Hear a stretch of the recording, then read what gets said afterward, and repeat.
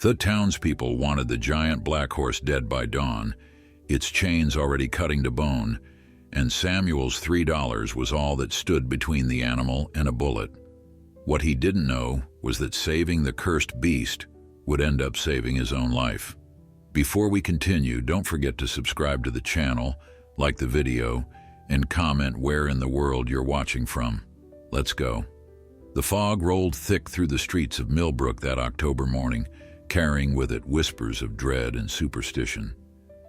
The town square, normally bustling with merchants and farmers trading their goods, stood eerily silent except for the rhythmic clanking of heavy chains. At the center of the cobblestone plaza, bound by iron shackles that dug deep into scarred flesh, stood a creature that had become the subject of every fearful conversation in the valley. The horse was enormous, standing nearly 18 hands high, with a coat as black as a moonless night and eyes that seemed to hold the weight of ancient sorrows. Heavy chains wrapped around his massive legs, connected to iron stakes driven deep into the ground. His head hung low, his once proud neck now bent in submission and exhaustion. The townspeople gathered at a distance, their faces twisted with fear and anger. They huddled in small groups, speaking in hushed voices while stealing glances at the chained beast. Children clung to their mothers' skirts, having been told terrible stories about the demon horse that brought misfortune wherever it went. The horse had appeared 3 months ago, wandering into town on a stormy night, and since then, a series of unfortunate events had plagued Millbrook. Old Man Henderson's barn had burned to the ground. The Miller family's youngest son had fallen ill with a mysterious fever. The autumn harvest had been poor, with crops withering in the fields for no apparent reason. Superstition spread like wildfire through the community, and someone had declared that the black horse was cursed, that it carried evil in its very bones. Mayor Thornton, a portly man with a thick mustache and an even thicker sense of self-importance, stood on the town hall steps addressing the growing crowd. His voice boomed across the square with practiced authority. The horse must be destroyed. It is clear to everyone here that this beast has brought nothing but misfortune to our town. Since its arrival, we have suffered loss after loss. Our children are afraid. Our livestock are restless. Even the weather has turned against us. The crowd murmured in agreement, their fear transforming into collective anger. Someone from the back shouted about how their milk had soured overnight. Another claimed their chickens had stopped laying eggs. A third swore they had seen the horse's eyes glow red in the darkness, a sure sign of demonic possession. The horse, whom nobody had bothered to name, stood silent through it all. His massive body trembled occasionally, whether from cold, hunger, or exhaustion. Nobody could tell. Nobody cared to ask. The chains around his legs had worn away the hair and skin, leaving raw, bleeding wounds that attracted flies in the warmer parts of the day. His ribs were beginning to show through his dark coat, evidence that the townspeople had not been generous with food or water. Why waste resources on a cursed creature, they reasoned? Why show mercy to something that had shown them none? At the edge of the crowd, barely noticeable among the sea of angry faces, stood a man who looked as worn and weathered as the old fence posts that bordered his tiny farm on the outskirts of town. Samuel Mackey was 57 years old, with hands calloused from decades of hard labor and a back that ached with every movement. His clothes were patched and faded. His boots held together more by willpower than leather. He had $3 to his name, carefully saved in a small tin can hidden under a loose floorboard in his cabin. Those $3 represented months of selling eggs from his few chickens and vegetables from his struggling garden. It was meant to buy seed for next spring's planting, his only hope for survival through another year. Samuel stood there listening to the mayor's speech, watching the horse suffer in silence, and felt something stir deep in his chest. It was a feeling he recognized, one he had felt many times before when watching creatures suffer at the hands of fear and ignorance. He remembered being a boy, watching his father's horse being put down after breaking its leg, the way the animal had looked at them with such trust, even as they raised the rifle. He remembered the stray dog he had found beaten and left for dead behind the church, how everyone had said it was too vicious to save, too dangerous to approach. Samuel had taken that dog home anyway, nursed it back to health with the little he had, and gained a loyal companion who stayed by his side for 12 faithful years.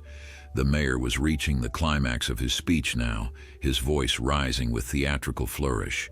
Tomorrow at dawn, we will put this cursed beast out of its misery and free our town from this dark cloud that hangs over us. Let it be known that Millbrook does not tolerate evil in any form. The crowd erupted in approval, some raising their fists in agreement, others nodding solemnly as if they had just participated in some noble decision. Samuel felt his jaw tighten. He looked at the horse again, really looked at it, and saw not a demon or a curse, but a living creature that had committed no crime other than existing in the wrong place at the wrong time. The horse lifted its head slightly, and for just a moment, its dark eyes met Samuel's across the crowded square. In that brief connection, Samuel saw something that made his decision for him. He saw the same look he had seen in that dying dog's eyes all those years ago, the same plea for mercy, the same desperate hope that maybe, just maybe, someone would care enough to help. Samuel reached into his pocket and felt the outline of the small tin can. $3, everything he had in the world. He took a deep breath, squared his shoulders, and began pushing his way through the crowd toward the mayor. The crowd parted reluctantly as Samuel made his way forward, some people recognizing the poor farmer and whispering among themselves. "What's old Mackie doing?" one woman muttered to her neighbor. "Probably wants to volunteer to pull the trigger," another responded with a cruel laugh. Samuel ignored them all, his weathered face set with determination as he climbed the steps to where Mayor Thornton stood basking in the approval of his constituents. The mayor noticed Samuel's approach, and his expression shifted from triumphant to mildly annoyed, as if a persistent fly had landed on his freshly pressed collar. "Samuel Mackie," the mayor said with forced politeness, his voice still projecting to the crowd. "Do you have something to add to these proceedings?" Samuel removed his old hat, holding it respectfully in his hands, but his voice carried a quiet strength that surprised even himself. "Mayor Thornton, I'd like to make an offer for the horse." The crowd fell silent, the kind of silence that precedes either laughter or outrage. The mayor's eyebrows shot up so high they nearly disappeared into his hairline. "An offer," he repeated slowly, as if Samuel had just spoken in a foreign language. "You want to buy the cursed horse?" Samuel nodded, his grip tightening on his hat. "The horse ain't cursed, Mayor. It's just an animal, probably lost or abandoned by whoever owned it before. All these misfortunes, they're just coincidence, bad luck that would have happened whether this horse was here or not." The mayor's face began to redden, and several people in the crowd started murmuring their disagreement. A voice called out from somewhere in the mass of bodies, "Mackie's gone soft in the head." Another shouted, "The old fool wants to bring the curse to his own doorstep." Mayor Thornton held up his hand for silence, though a condescending smile played at the corners of his mouth. "Samuel," he said, his tone dripping with false sympathy, "I understand you have a tender heart when it comes to animals. Everyone knows about that mangy dog you took in years ago. But this situation is different. This creature has brought genuine harm to our community. We cannot allow sentiment to cloud our judgment when the welfare of an entire town is at stake." Samuel stood his ground, though he could feel the weight of dozens of hostile stares pressing down on him. "With respect, Mayor, what harm has the horse actually done? Has anyone seen it kick or bite? Has it broken free and trampled anyone's property? Or have we just decided it's easier to blame our troubles on something we don't understand?" The crowd erupted in protests, voices overlapping in their eagerness to defend their superstitions. The mayor raised his hand again, clearly enjoying his role as mediator of this public spectacle. "Samuel, even if I were inclined to entertain your request, which I am not, you could not possibly afford to purchase this animal. A horse of this size would cost hundreds of dollars, money which I know for a fact you do not possess." Samuel reached into his pocket and pulled out the small tin can. He opened it carefully as if revealing a great treasure and poured the contents into his palm.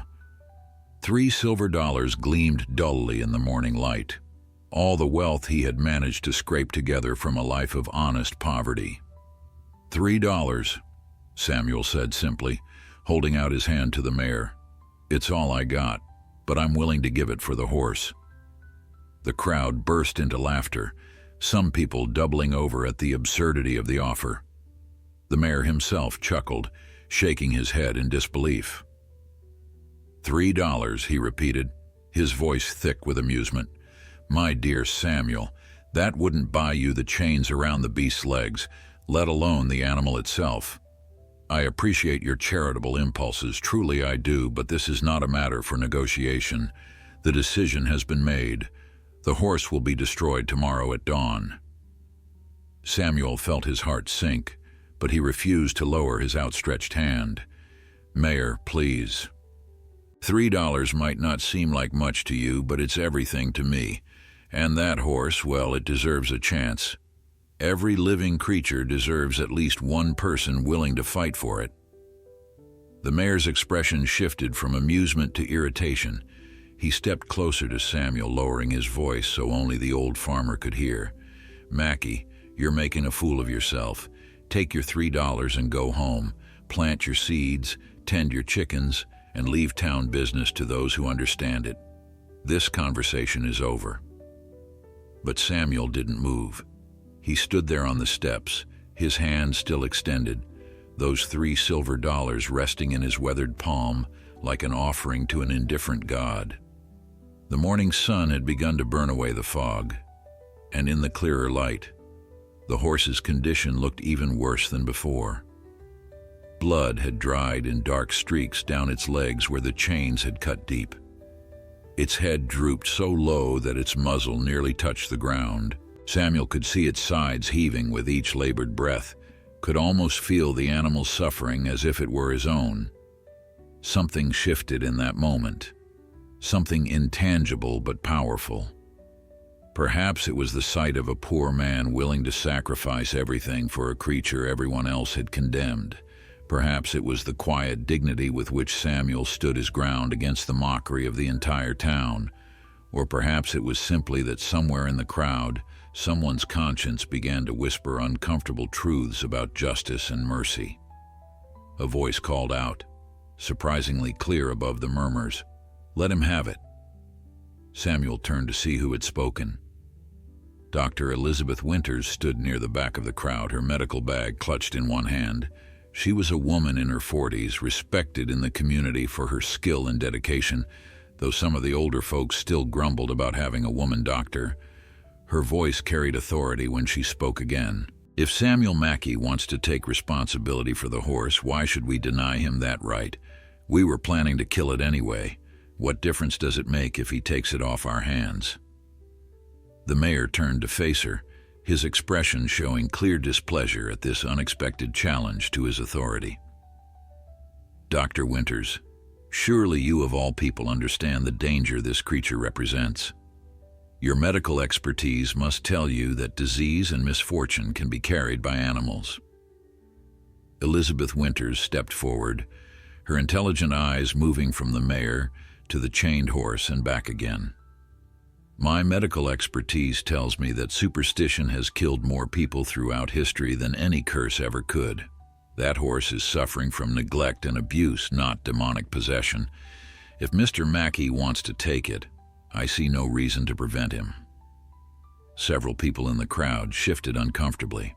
Dr. Winters had treated most of their families at one time or another, had saved lives and eased suffering with her knowledge and skill.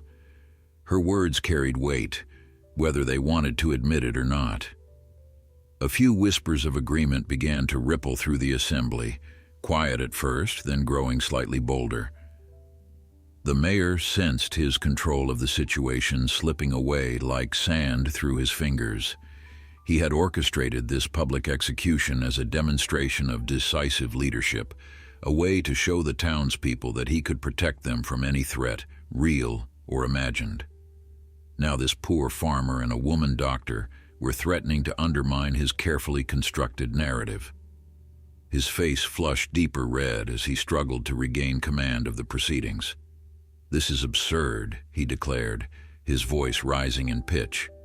"We cannot simply give away town property based on the sentimental whims of two bleeding hearts." Samuel found his voice again, speaking with a quiet intensity that somehow cut through the mayor's bluster.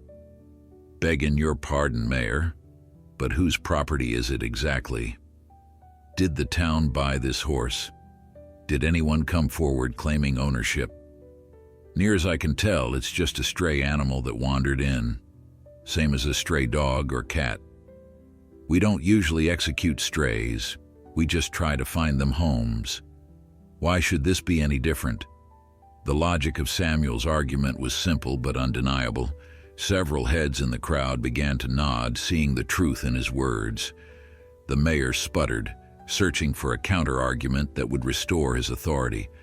Before he could speak, old Thomas Brennan, who ran the general store and had known Samuel for over 30 years, called out from his position near the front of the crowd. "I say, let Mackey have the beast. Lord knows he's taken in enough strays over the years and never had one turn on him. If he wants to waste his last $3 on a horse that'll probably drop dead in a week anyway, that's his business." This brought murmurs of agreement from others who knew Samuel's history with animals. Even those who believed in the curse began to waver. If Samuel Mackey wanted to bring misfortune on himself, well, that was his choice to make. The mayor realized his grand gesture was crumbling before his eyes. The execution was meant to unite the town in common purpose, to give them someone or something to blame for their troubles. Instead, it was dividing them, making some question the very fears he had so carefully cultivated. He looked at Samuel standing there with his $3, at Dr. Winters with her calm, rational expression, at the crowd that was no longer entirely on his side. A cunning look crossed his face as he recognized an opportunity to save some measure of dignity from this disaster. "Very well," the mayor announced loudly, raising his hands as if bestowing a great blessing. "If Samuel Mackey wishes to take responsibility for this animal, if he wishes to risk bringing its curse upon his own head, then so be it. Let the record show that I, Mayor Richard Thornton, gave him every warning and every opportunity to reconsider. The $3 he offers is insufficient for a horse of this size, but I accept it as a token payment for removal of unwanted livestock from town property." He paused dramatically, then added with a voice full of ominous warning, "But let it also be known that if any further misfortune befalls this town, if any harm comes to our citizens, Samuel Mackey bears full responsibility for bringing this creature into our midst." Samuel nodded solemnly, understanding that the mayor was protecting himself, creating a scapegoat in case the town's troubles continued. He climbed the remaining steps and placed the 3 silver dollars in the mayor's outstretched palm. The coins clinked together with a sound that seemed far too small for such a momentous transaction. As their hands met, Samuel felt the weight of what he had just done settle onto his shoulders. He had just spent everything he owned on a dying horse that an entire town believed was cursed. He had made himself a target for blame and ridicule. He had sacrificed his seed money, his security, his future. But as Samuel turned away from the mayor and walked down the steps toward the chained horse, all those doubts faded into the background. The crowd parted before him, some people stepping back quickly, as if proximity to his foolishness might be contagious.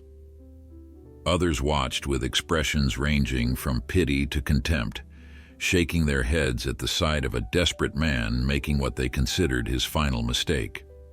Samuel paid them no mind. His entire focus had narrowed to the massive creature standing in the center of the square, its dark coat matted with dirt and dried blood, its magnificent body reduced to a trembling shadow of what it must have once been.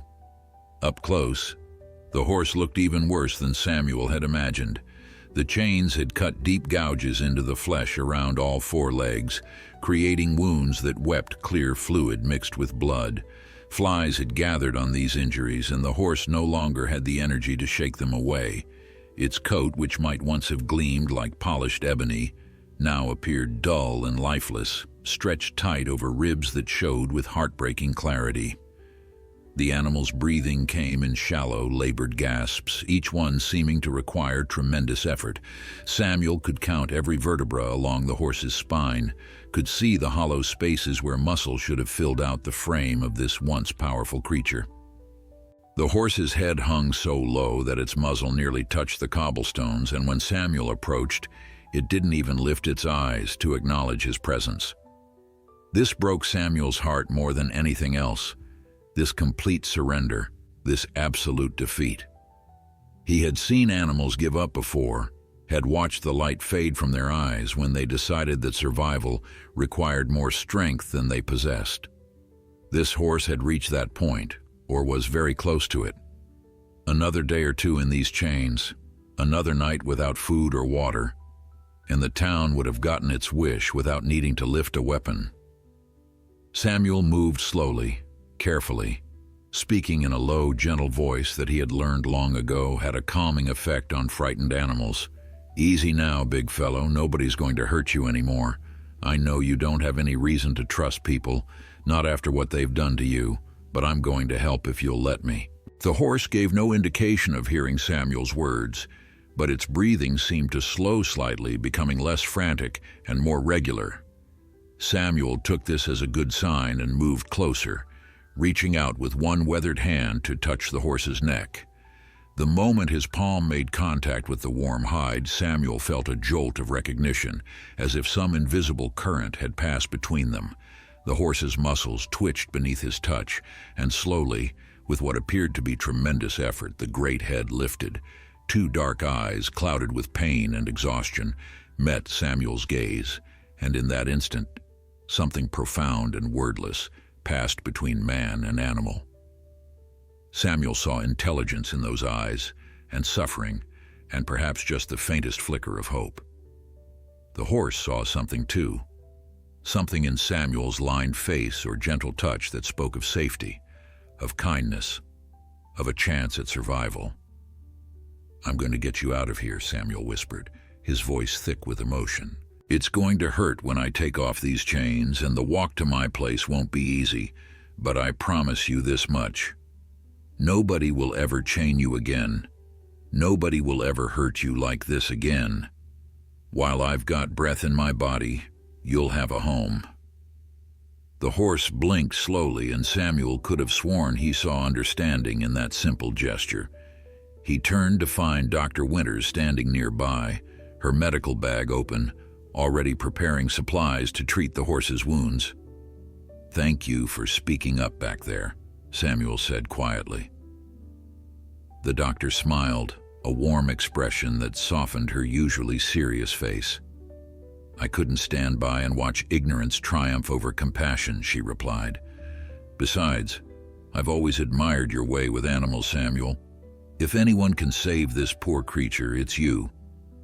She handed him a small bottle of antiseptic and several clean cloths.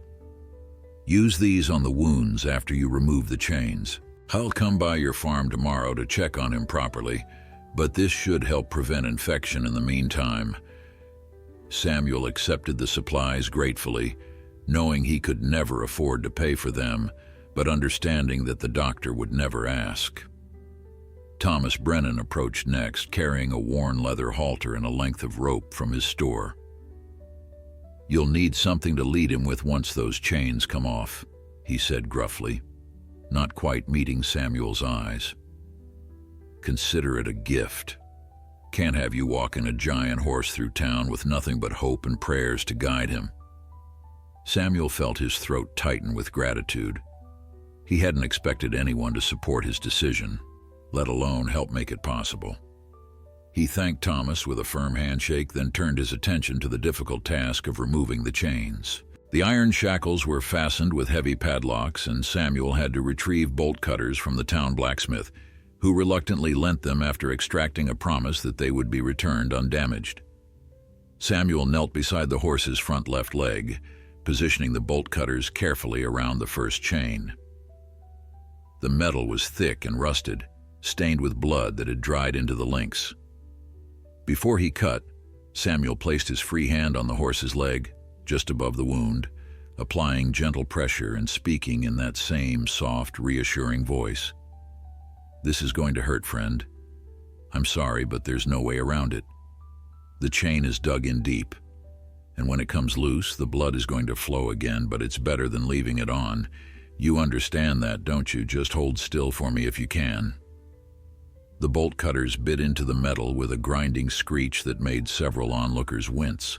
Samuel had to apply all his strength, his arms shaking with effort as he squeezed the handles together. The chain resisted, then suddenly gave way with a sharp crack that echoed across the square. The severed links fell away, clattering against the cobblestones, and as Samuel had predicted, fresh blood began to seep from the wound. The horse flinched and trembled, its leg jerking reflexively, but it didn't try to pull away or strike out. Instead, it simply stood there, enduring the pain with a stoicism that broke Samuel's heart all over again. Working as quickly as he could, Samuel soaked one of Dr. Winter's cloths in the antiseptic and pressed it against the raw flesh.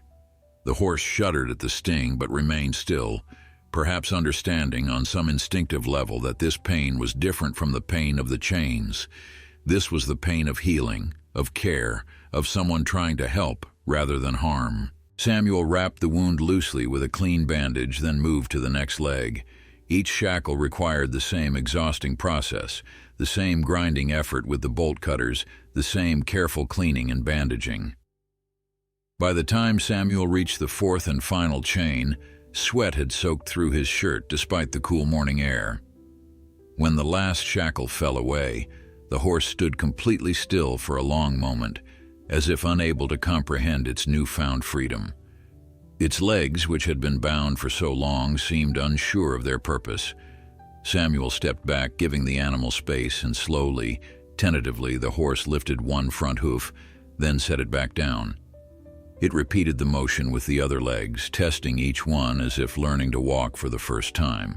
The bandages around its legs were already showing spots of red, but they held firm, protecting the wounds from dirt and infection. Samuel approached with the halter Thomas had provided, moving slowly and deliberately so as not to startle the skittish creature.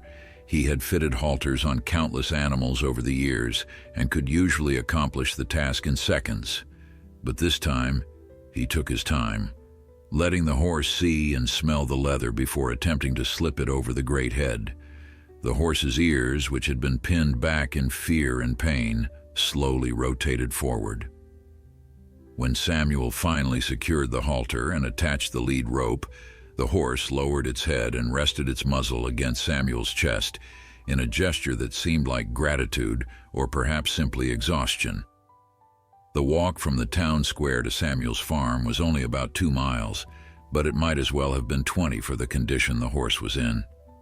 Every step was a struggle, every movement a reminder of the abuse and neglect the animal had suffered. Samuel walked beside the horse rather than leading it, matching his pace to the slow, painful gait of his new companion.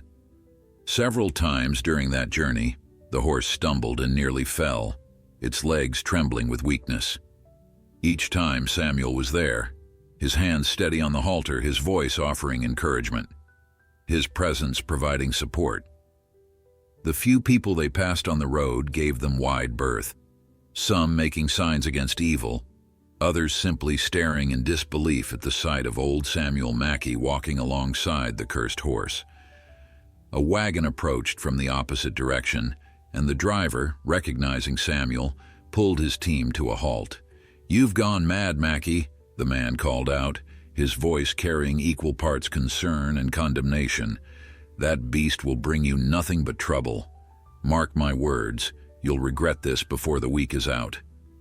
Samuel didn't respond, didn't even look up. He just kept walking, one steady step after another. His hand gentle on the lead rope, his attention focused entirely on the suffering creature beside him. By the time they reached Samuel's property, the sun had climbed to its midday position. The farm, if it could be called that, consisted of a small cabin with a sagging roof, a chicken coop that leaned precariously to one side, a vegetable garden that was more weeds than crops, and a modest barn that Samuel had built himself years ago when his dreams were bigger and his back was stronger. It wasn't much, especially compared to the prosperous farms that surrounded Millbrook, but it was home, and more importantly, it was safe. Samuel led the horse directly to the barn where he had prepared a stall with fresh straw earlier that morning. Back when rescuing the horse was still just a wild idea he wasn't sure he'd have the courage to follow through with. The stall was small but clean, sheltered from wind and rain, with walls that blocked out the judgment and fear of the outside world. The horse entered hesitantly, its hooves uncertain on the wooden floor, but once inside, it seemed to recognize the safety of the space. Its legs finally gave out and it sank to its knees, then rolled onto its side in the straw with a long, shuddering sigh. Samuel sat down beside the exhausted animal, his own body aching from the stress and effort of the morning. He placed his hand on the horse's neck, feeling the rapid heartbeat beneath the skin, counting the shallow breaths that came too fast and too irregular. The horse's eyes were closed, but Samuel could see the rapid movement beneath the lids, as if even in rest the animal couldn't escape whatever nightmares plagued it. "You're safe now," Samuel whispered, more to himself than to the horse. "Whatever happened to you before, whatever brought you to that town square in chains, it's over now. You're home." The word felt strange on his tongue. Home. This tiny, struggling farm had been Samuel's refuge for decades, but it had never felt like much of a home. It was more like a place to exist, to survive, to wake up each morning and face another day of hard work and harder luck. But looking at the horse lying in the straw, broken and battered but finally safe, Samuel felt something shift inside him. Maybe home wasn't just a place you lived. Maybe it was a place where broken things could heal, where the unwanted could find acceptance, where mercy mattered more than money. Samuel stood with a groan, his knees protesting the movement. There was work to do, and the horse needed more than gentle words and philosophical musings. It needed food, water, and medical care that Samuel could barely afford to provide. He walked to the cabin and surveyed his meager supplies. Half a sack of oats that he'd been rationing for his 3 chickens, a bucket that leaked slightly but still held water, some old blankets that were more holes than fabric. It wasn't much, but it was all he had to offer. He filled the leaky bucket from the well, carrying it carefully back to the barn so as not to lose too much of the precious water. The horse hadn't moved from its position on the straw, and for a terrifying moment, Samuel feared the worst. But then he saw the slight rise and fall of the animal's ribs, heard the soft wheeze of breath, and relief flooded through him. He set the bucket down near the horse's head and used his hand to splash a little water on the animal's muzzle. The horse's eyes flickered open, unfocused at first, then slowly finding Samuel's face. "Come on now," Samuel urged gently. "You need to drink. I know you're tired, but water will help. You must be parched after days in that square with nobody caring whether you lived or died." The horse didn't respond immediately, but after several long moments, it made an effort to lift its head. The movement was clumsy and clearly painful, but the animal managed to get its muzzle to the bucket. At first, it just sniffed the water, as if suspicious of this offering, but then it began to drink. The sound of it lapping up water was one of the sweetest sounds Samuel had ever heard. The horse drank deeply, desperately, consuming nearly half the bucket before Samuel gently pulled it away. "Not too much at once, friend. Your belly's been empty too long. Too much water too fast will make you sick. We'll go slow, give you a little more in an hour or so." The horse's eyes seemed clearer now, more alert, and Samuel could see intelligence returning to them, pushing back the fog of pain and exhaustion. He retrieved the oats and hand-fed them to the horse, one small handful at a time, rationing out the precious grain while simultaneously calculating how long his supplies would last and what he would do when they ran out. As the afternoon wore on, Samuel tended to the horse with the patience of a man who had nowhere else to be and nothing more important to do. He changed the bandages on the leg wounds, grimacing at the angry red flesh beneath, but grateful to see that Dr. Winter's antiseptic seemed to be preventing infection. He brushed the dirt and dried sweat from the horse's coat with an old curry comb, working in small sections and being careful around the sore spots. The horse seemed to appreciate the grooming, its breathing becoming more regular and relaxed as Samuel worked. While he brushed, Samuel talked.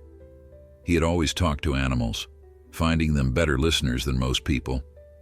He told the horse about his life, about the wife he'd lost to fever 15 years ago, about the children who never came, about the dreams he'd had when he was young and still believed the world was a fair place. He talked about the dog he'd rescued, about how people said it was vicious, but it had never shown him anything but loyalty. He talked about his chickens, giving each one a name and a personality as if they were old friends rather than livestock. The horse listened, or at least appeared to listen, its ears rotating to catch every word.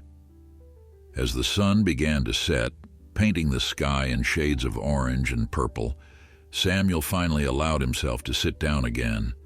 His back ached, his hands were raw from the work, and his stomach growled with hunger that he ignored. He'd given the horse most of his food supplies, and he told himself he could make do with the few eggs his chickens had laid and some wild greens from the property. The horse had lifted its head and was looking around the barn with what seemed like curiosity rather than fear, taking in its new surroundings with those intelligent dark eyes. "You know," Samuel said thoughtfully, "I should probably give you a name. Can't keep calling you horse or friend forever." The animal turned its head to look at him, and Samuel smiled. "How about Goliath? You're certainly big enough for it, and the way you've survived what they put you through, you've got the strength of a giant." The horse blinked slowly, and Samuel chose to interpret that as approval. "Goliath it is then. Welcome home, Goliath." The first week was the hardest. Goliath's wounds became infected despite Dr. Winters' antiseptic, and fever gripped the massive animal in its merciless claws. Samuel stayed in the barn day and night, sleeping on the floor beside Goliath, waking every few hours to check the horse's breathing and temperature. He applied cool compresses to the burning skin, changed bandages with supplies the doctor brought and refused payment for, and whispered constant encouragement to a creature that seemed to be losing the battle for survival. On the third night of the fever, Samuel thought he would lose him.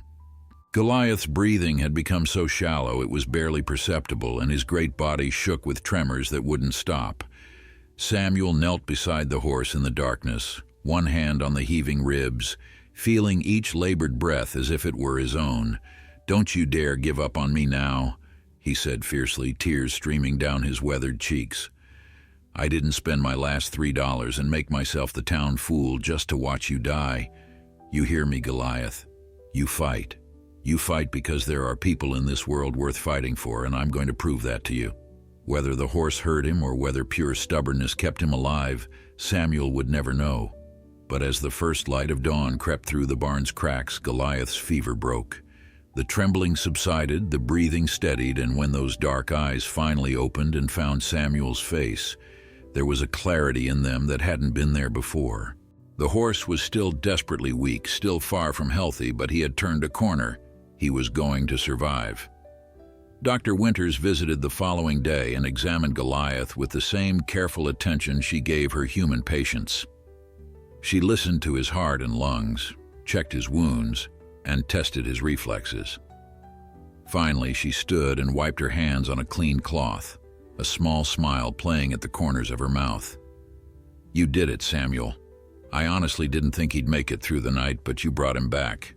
She paused, her expression becoming more serious. "But he's not out of danger yet. He needs proper nutrition, rest, and continued care. Those wounds need at least another 2 weeks to heal properly, and he'll need to rebuild all the muscle he's lost. Samuel nodded, though his heart sank at the thought of the resources required. His chicken feed was nearly gone, his own food supplies critically low, and he had no money left to buy more. But he kept these worries to himself, simply thanking the doctor for her help and promising to follow her instructions. After she left, he sat with Goliath and did some calculations in his head. If he rationed carefully, if he foraged for wild plants and maybe caught some fish from the creek, if he asked Thomas to extend him credit at the general store just this once, they might be able to make it through. The town, meanwhile, had not forgotten about Samuel and his cursed horse. In fact, the story had grown in the telling, as such stories always do. Some said Samuel had used dark magic to bind the horse to him. Others claimed they'd seen the beast's eyes glowing red at night, proof of its demonic nature. When a young couple's baby developed colic, whispers spread that it was the horse's curse extending beyond Samuel's property. When William Patterson broke his arm in a fall from his roof, people nodded knowingly and said they'd warned Samuel about bringing evil into their midst. Samuel heard these rumors during his infrequent trips to town, saw the way people crossed to the other side of the street when they spotted him, felt the weight of their judgment and fear. Some of his old acquaintances wouldn't meet his eyes anymore. Mothers pulled their children close when he passed, as if poverty and compassion were contagious diseases. Only a handful of people still treated him with basic human decency: Dr. Winters, Thomas Brennan, and a few others who had known Samuel long enough to trust his character over the town's hysteria. But Samuel had endured rejection before. He'd been poor all his life, invisible to those with wealth and status, dismissed by those who measured worth in coins rather than character. This was nothing new, just another burden to carry alongside all the others. What did trouble him, though, was the thought that the town's fear might eventually translate into action. There were already whispers about the mayor organizing a committee to investigate whether Samuel's horse violated some obscure livestock ordinance. Some folks suggested that keeping such a large animal on such a small property constituted a public nuisance. Samuel shared these concerns with Goliath during their evening conversations. The horse was standing now, able to move around the stall with increasing steadiness, though he still needed frequent rest. "They don't understand you," Samuel said quietly, running his hand along Goliath's neck. "They see your size and your darkness, and they imagine monsters. They don't see what I see: a survivor, a fighter, a soul that deserves kindness just like any other." As the weeks passed, Goliath's transformation was nothing short of miraculous. The open wounds on his legs healed into pink scars that would eventually fade to white. His coat, which Samuel brushed religiously every morning and evening, began to regain its natural luster, shining like polished obsidian in the sunlight. The ribs that had jutted out so prominently were now covered by developing muscle, as Goliath ate the modest meals Samuel provided from his dwindling supplies. Most remarkably, the light returned to the horse's eyes, that spark of life and intelligence that chains and cruelty had nearly extinguished. Samuel, meanwhile, grew thinner. He gave Goliath the best of what little food he had, convincing himself that he was fine with wild greens and the occasional egg. His clothes hung looser on his already lean frame, and the lines in his face seemed to deepen with each passing day. But when he looked at Goliath growing stronger and healthier, he considered it a fair trade. What good was survival, he reasoned, if you couldn't save something worth saving along the way? One morning, about 6 weeks after the rescue, Samuel opened the barn door to find Goliath standing alert and proud, his head held high, his ears pricked forward with interest. The horse looked at Samuel and whinnied, a sound full of energy and life that the old farmer had never heard from him before. Samuel felt his heart swell with pride and joy. "Look at you," he said with a wide smile. "You're not just surviving anymore, are you? You're living." Goliath tossed his great head as if in agreement, and Samuel laughed, the sound strange to his own ears after so many weeks of worry and hardship. Samuel decided it was time to see if Goliath could handle being outside the barn. The horse had been confined to the stall for his own protection, but he was clearly ready for more space and freedom. Samuel opened the stall door and stepped back, giving Goliath room to emerge at his own pace. The horse hesitated only briefly before stepping out into the barn's main area, then continuing toward the open door that led to the small paddock Samuel had hastily repaired. The moment Goliath's hooves touched grass, something magical happened.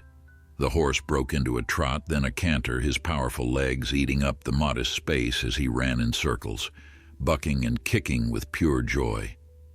Samuel watched with tears in his eyes, witnessing the rebirth of a spirit he'd thought might be forever broken. But their peace was not to last. That afternoon, 3 riders approached Samuel's property. The mayor sat astride a well-fed bay gelding, flanked by 2 deputies on equally impressive mounts. Samuel's stomach sank as he recognized the official nature of the visit. He walked out to meet them, positioning himself between the riders and the paddock where Goliath grazed peacefully, already protective of his companion. "Samuel Mackey," the mayor began without preamble, his voice carrying the weight of official business.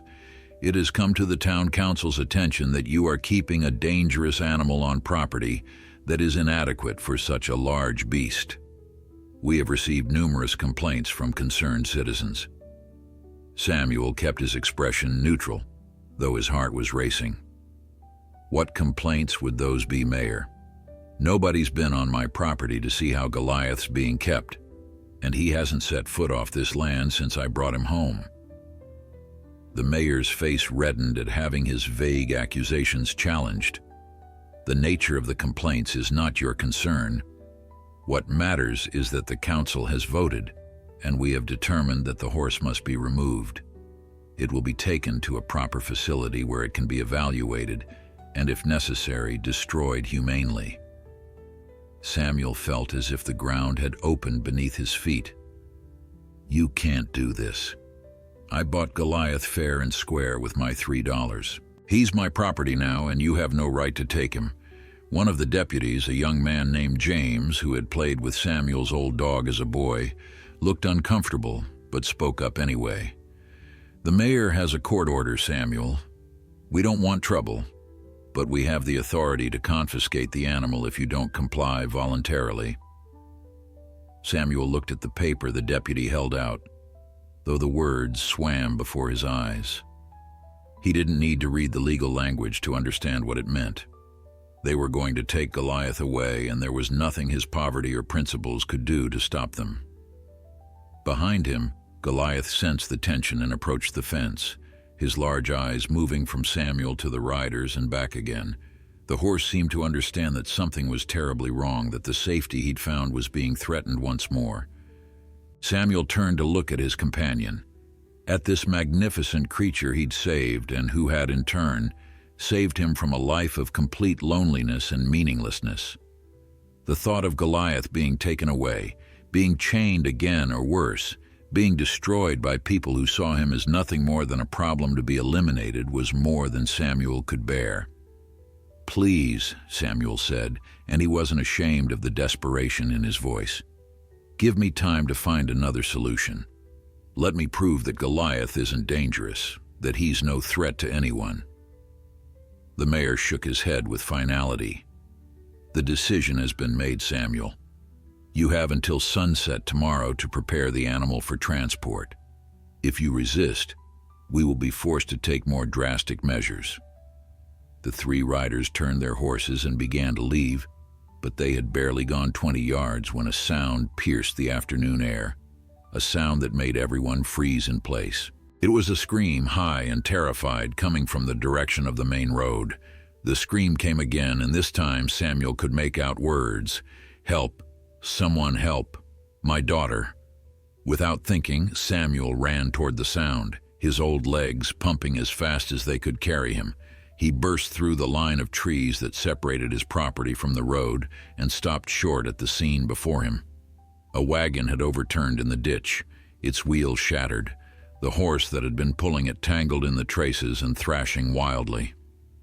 Margaret Sullivan, a widow who lived 2 miles down the road, stood helplessly beside the wreckage, her hands pressed to her face in horror. Trapped beneath the overturned wagon, her small daughter lay motionless, her leg pinned under the heavy wooden frame. Samuel rushed to the wagon and tried to lift it, but it was far too heavy for one man, especially one weakened by weeks of poor eating.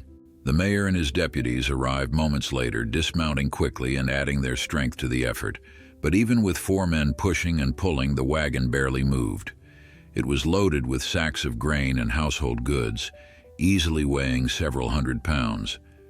The little girl, who couldn't have been more than 7 years old, was starting to moan in pain, a sound that cut through Samuel like a knife. "We need more help," one of the deputies gasped, his face red with exertion. "Someone ride back to town and get more men." But even as he said it, everyone knew that would take too long. The child's leg was pinned at an angle that suggested serious injury, and her face was growing pale from shock and pain. Every second counted. Margaret Sullivan was sobbing now, begging them to do something, anything, to free her daughter. Samuel looked back toward his property and saw Goliath standing at the paddock fence, his great head raised high, watching the commotion with those intelligent dark eyes. An idea formed in Samuel's mind, wild and desperate, but it was the only chance they had. He ran back to his barn, grabbed a length of rope, and returned to Goliath. The horse seemed to understand the urgency. He stood perfectly still as Samuel fashioned a makeshift harness around his chest and shoulders, working with shaking hands but practiced efficiency. "What are you doing?" the mayor called out, his voice sharp with confusion and suspicion. Samuel didn't answer. He led Goliath out of the paddock and toward the overturned wagon, speaking to the horse in low, urgent tones. "I know you're still recovering, friend. I know this is asking a lot, but that little girl needs us, and you're the only one strong enough to help." Goliath walked beside Samuel with calm purpose, showing no fear of the chaos, the screaming woman, or the thrashing wagon horse that the deputies were trying to calm. When they reached the wagon, Samuel tied his rope to the frame, then secured the other end to the harness he'd fashioned around Goliath. The mayor and deputies stepped back, uncertain whether to stop this madness or hope it might work.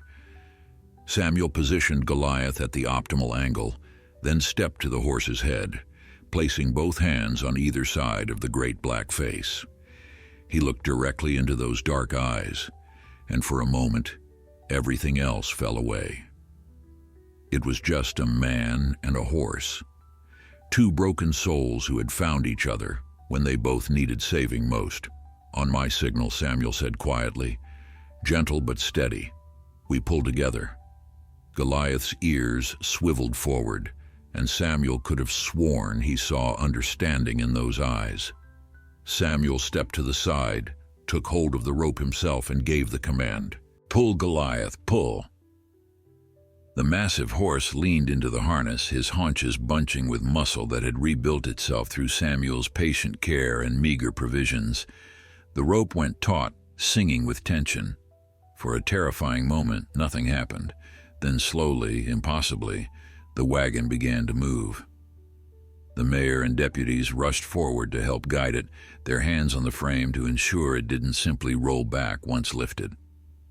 Goliath pulled with steady, measured strength, his hooves digging into the earth for purchase, his entire body straining against the weight. Inch by inch, the wagon rose, the terrible pressure lifting from the little girl's trapped leg. Margaret Sullivan darted forward the moment there was enough space, dragging her daughter free and cradling her against her chest, sobbing with relief and gratitude. The moment the child was clear, Samuel called out, "Easy, Goliath, easy now. You can stop."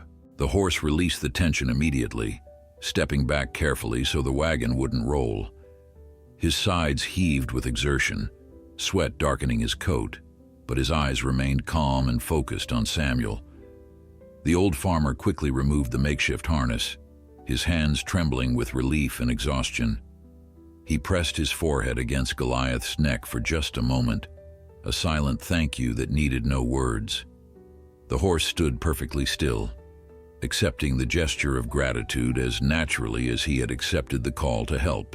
Dr. Winters, who had arrived on the scene moments after the rescue, was already examining the little girl. Her leg was badly bruised and possibly fractured, but she was alive and conscious, crying for her mother in a way that, while heartbreaking, was infinitely better than the alternative. The doctor looked up at Samuel and Goliath with an expression of wonder and respect. "That horse just saved her life," she said simply. "If we'd waited for more men from town, the shock might have killed her." "Samuel, your Goliath is a hero." The words hung in the air like smoke from an extinguished fire, drifting over the assembled group and settling into their consciousness. The mayor stood speechless, the court order still clutched uselessly in his hand. The deputies exchanged glances, their expressions shifting from suspicion to shame as they realized what they had been about to do. Margaret Sullivan, still holding her daughter close, looked at Goliath with tears streaming down her face. "Thank you," she whispered to the horse, as if he could understand her gratitude. "Thank you for saving my baby." News of the rescue spread through Millbrook faster than the curse rumors ever had. By evening, a steady stream of visitors began arriving at Samuel's farm, some bringing food, others offering supplies for Goliath's care, all wanting to see the cursed horse that had turned out to be anything but.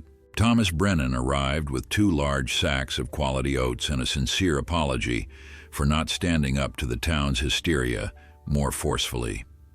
Other neighbors brought hay, blankets, even a few coins pressed into Samuel's reluctant hands, with instructions that he use them for himself as well as the horse. The transformation in the town's attitude was complete when Mayor Thornton returned the following morning, this time alone and on foot, rather than horseback. He found Samuel in the barn, grooming Goliath with the patient care that had become their daily ritual. The mayor stood at the entrance, hat in hand, looking smaller somehow without his official entourage and pompous authority. "Samuel," he began, his voice lacking its usual bluster, "I came to apologize. I let fear and superstition cloud my judgment, and I nearly made a terrible mistake. That horse," he gestured toward Goliath, "is no curse. If anything, he's been a blessing we were too blind to see." Samuel continued brushing Goliath's coat, not making it easy for the mayor, but listening nonetheless. The mayor cleared his throat and continued. "The court order has been rescinded. There will be no more talk of confiscation or destruction. In fact, the town council voted this morning to offer you a monthly stipend to help with Goliath's care, as thanks for what he did for Margaret's daughter. It's not much, but it should cover his feed and some supplies." Samuel finally looked up, surprise evident on his weathered face. "That's generous, Mayor, but I didn't save Goliath for a reward. I did it because it was right." "I know," the mayor replied quietly, "and that's precisely why you deserve the help. You saw value where the rest of us saw only fear. You showed compassion when we showed only cruelty. You risked everything, your last $3, your reputation, your own welfare, to save a life we had condemned. That kind of courage, that kind of goodness, it's rare. The mayor extended his hand, and after a moment's hesitation, Samuel shook it. The gesture felt like more than a handshake. It felt like a new beginning, a bridge built between 2 men who had stood on opposite sides of fear and compassion. As the weeks turned to months, Goliath became something of a local legend. Children who had once been taught to fear him now begged their parents to visit Samuel's farm so they could meet the gentle giant who had saved little Emma Sullivan. Goliath, for his part, seemed to understand his role as ambassador, allowing the children to pet his soft nose and feed him apples and carrots with patient kindness. Samuel watched these interactions with quiet joy, seeing in them the complete reversal of everything the town had believed about his horse.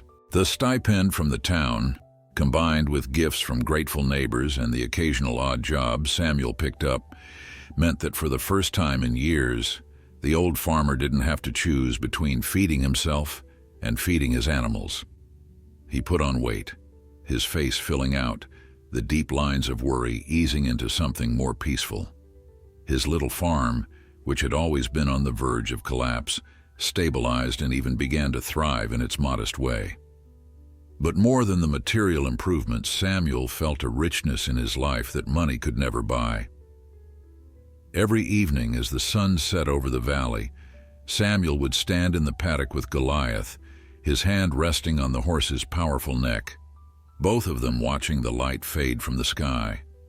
The horse would lower his great head to rest against Samuel's shoulder, and they would stand that way in comfortable silence, two souls who had saved each other when salvation seemed impossible. The chains that had once bound Goliath were long gone, melted down and forgotten, but the bond between man and horse had been forged in their place, unbreakable and eternal. Samuel often thought about that morning in the town square, about his $3 and his desperate gamble. He had spent everything he owned and gained something priceless in return. Not just a horse, but proof that compassion could triumph over fear, that one person's courage could change an entire community's heart, and that sometimes the things we save end up saving us right back.